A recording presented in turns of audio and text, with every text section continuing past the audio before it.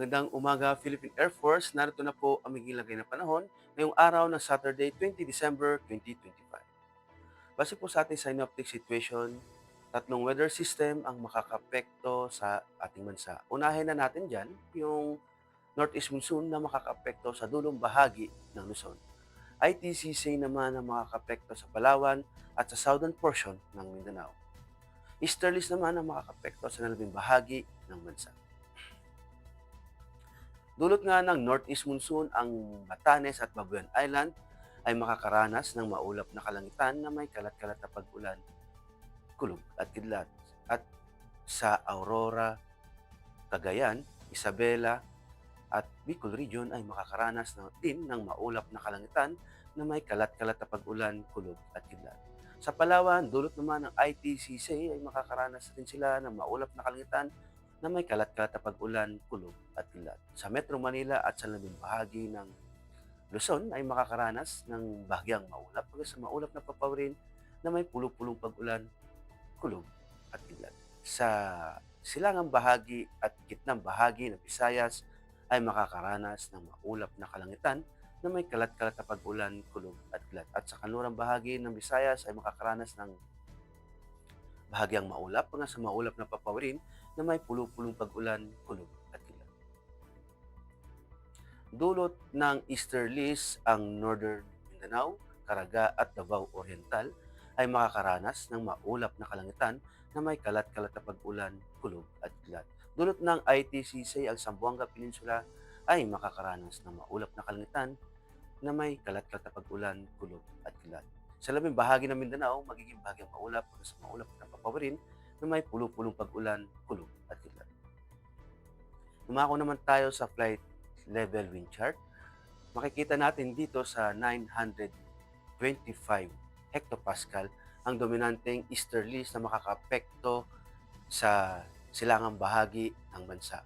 Umakyat naman tayo dito sa 850 hectopascal, makikita natin na dominante pa rin ang easterlies at makikita natin na mas malakas kumpara sa may 925 hectopascal.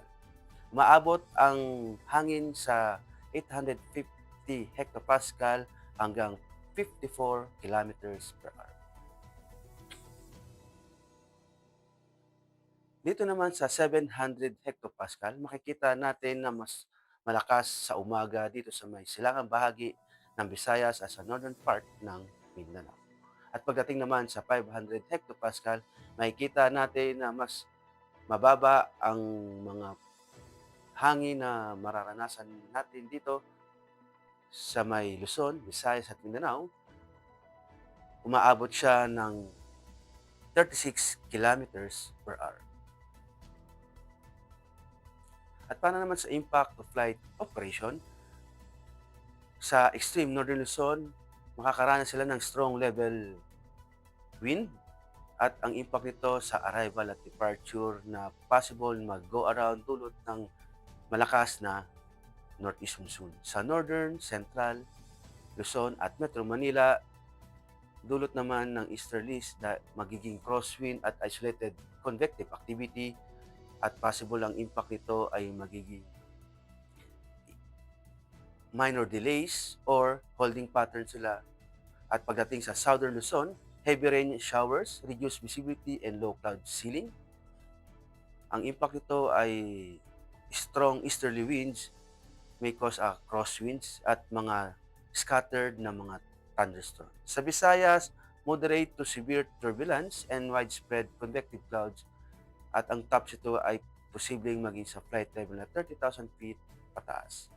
Ang impact naman nito ay may need to go around clouds from Pacific moisture, leading to longer routes and slower travel. Sa Mindanao, ang main hazard dito ay severe turbulence, erratic winds, shift, and heavy lightning. Ang impact nito with cyclonic circulation makes flying unsafe for light aircraft and risky for flights. Possible na magkansela at or lalo na sa Caraga at Davao dahil nga sa strong winds at heavy rains.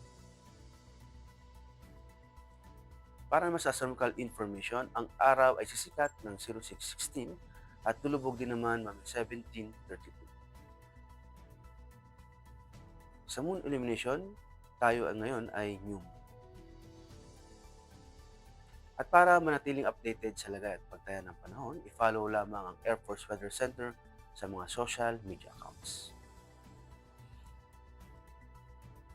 Sa ngala ng aming commanding officer na si Colonel Alvin Jan Cugador, PAP PSC, ako po si Technical Sergeant Brian Benedict Arcilla, Weather Forecaster ng Air Force Weather Center. Muli, maraming salamat